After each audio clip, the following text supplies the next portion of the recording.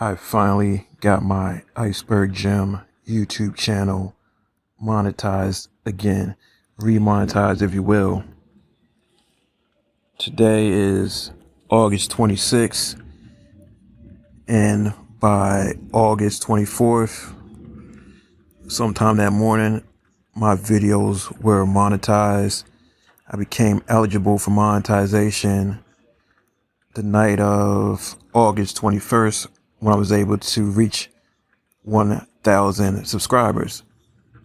Now, obviously, there's a dual factor involved in monetization, which is the 4,000 hour watch time over the last 365 days. But I had that time for at least a year and a half, maybe up to 2 years that I had the watch time. That was the easy part. But the subscribers, in my case, were the hard part. And in the last 365 days is when I got the majority of my subscribers, and through that pandemic times. So I was able to gain over 500 subscribers last 365. Going back further into 2020 pandemic, you can say I gained around 600 to 700 subscribers. So that's when I was really getting more views and things of that nature. Cool. Because my monetization was turned off February 20th, 2018. Because that's when they implemented the new requirements. Here, their second requirement. Beforehand, they had a 10,000 views requirement that I had to meet. So I was demonetized, and I had to get monetized again to meet the 10,000. And then around the time I got to 10,000, they put up another requirement. And I reached the 10,000. Then I had the grace period since I was already monetized, and that grace period ended February 20th, 2018. So it took me 3.5 years to get monetized again.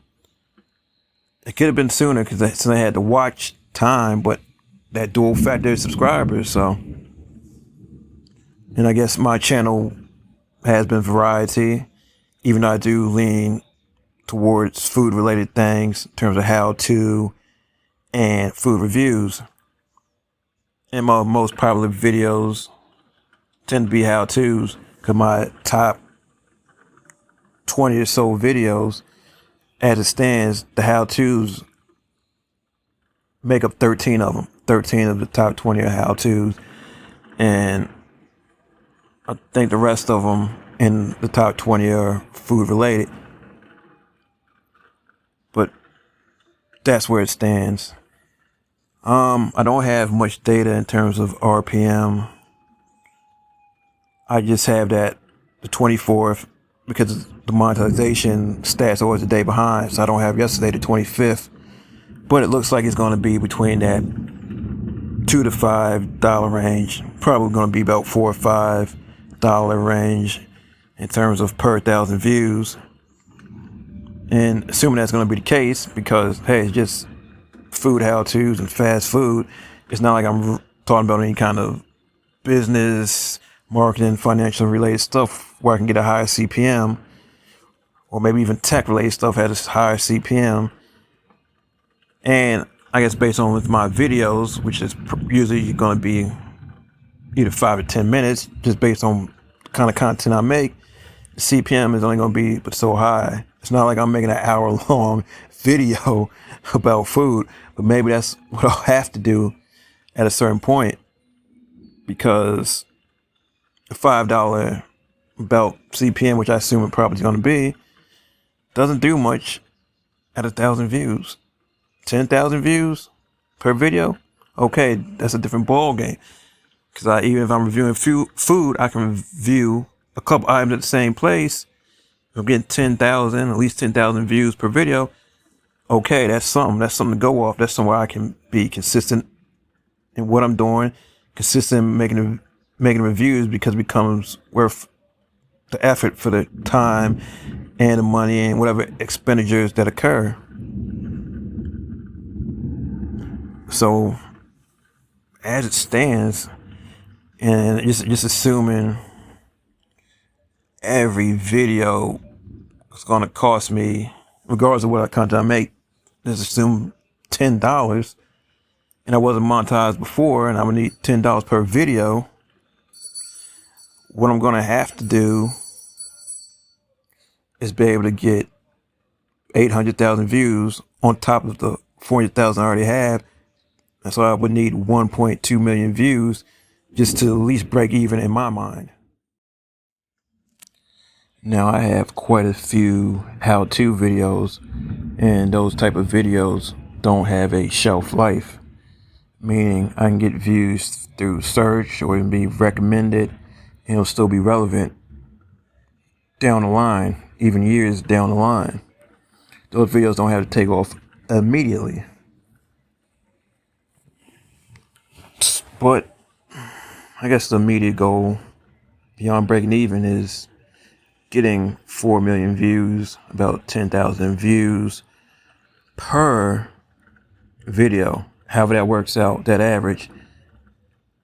And then I'll feel like the channel can progress in whatever direction that may be. Like I said, I don't know how many more how-to videos I have in me. I probably got more food review type videos in me because eventually something's going to come out, or I want to compare something in the fast food or the fast casual space. But those don't necessarily garner the views that a how-to video can, since that doesn't really have a shelf life. If I do reviews, it seems like the versus ones do pretty well, or if I'm somehow able to jump on something that's just coming out early enough, same day, I can possibly garner a decent amount of views. Who knows? Or if it's some, like I said, with some controversial in the verses, like, hey, a couple items going head to head or several items matched up, people might want to check that out, because food, in my opinion, and I guess most people's opinion, doesn't live in a bubble. It's a comparison point. What's the better deal? What's the better taste? Things of that nature. So I can draw in people who want to hear my opinion, or they also want to give their opinion as well in the comment section. So we'll see. We'll let the audience, the subscribers, the viewers determine what type of videos I should come out with.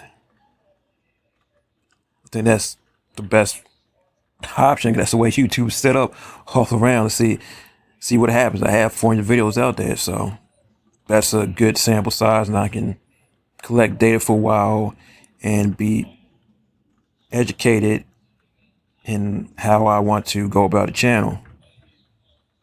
But yeah, right now I know how-to videos performing pretty good, but there's only but so many of those that I feel needs to be made, or I want to share, or even think it's remotely different or creative or ingenious or whatever. Food reviews, we'll see what does well, but I've seen the verses have done well. Certain items do well if you catch it early or it's on people's minds. So we'll see. I'm going to sit back, because sometimes the best thing to do is sit back and look at the information and then go about it in a good way, so you're not wasting time and or money. So I'm going to sit back for a little while, let the data come in, and see what direction I can go. Hope I can break even soon, in which I consider a couple thousand view per video, but breaking even in terms of being monetized. So I'm going to need 800,000 views on top of the 400,000 I already have, bring it to 1.2 million. And I'll feel really good if I get to 4 million views really quick, and that'll give me the data and where I feel I need to be to continue certain types of videos. Because I'm not making necessarily just outright commentary videos about food and things of that nature. At least, how my channel is going towards food. Actually, either going to review something or do a how-to, and that's time and or money. But yeah, that's the update. Glad to be monetized. It was a long process, 3.5 years to get remonetized. That's crazy. And I got that pandemic boost to get the subscribers. Because for me, subscribers was the harder part compared to the watch time. But yeah, that's the update. Glad to be remonetized. Hope to make money off of it, and we'll see what direction the channel needs to go to be best in terms of that. And obviously that's a reflection of views and what people want to see, and everyone can win all around. I mean, I'm putting out content that people want to see, get some back in return. It looks to be a win-win, as long as I'm not wasting too much time and or money. Could be better used time or whatever, money for something else or things of that nature, or not feeling rushed to make this review and maybe even review something I really don't feel like reviewing at that time. So, but yeah, that's the update on the Iceberg Gym channel. Back in business. Hopefully I don't change the monetization requirements again anytime soon. Iceberg Gym out. Deuces.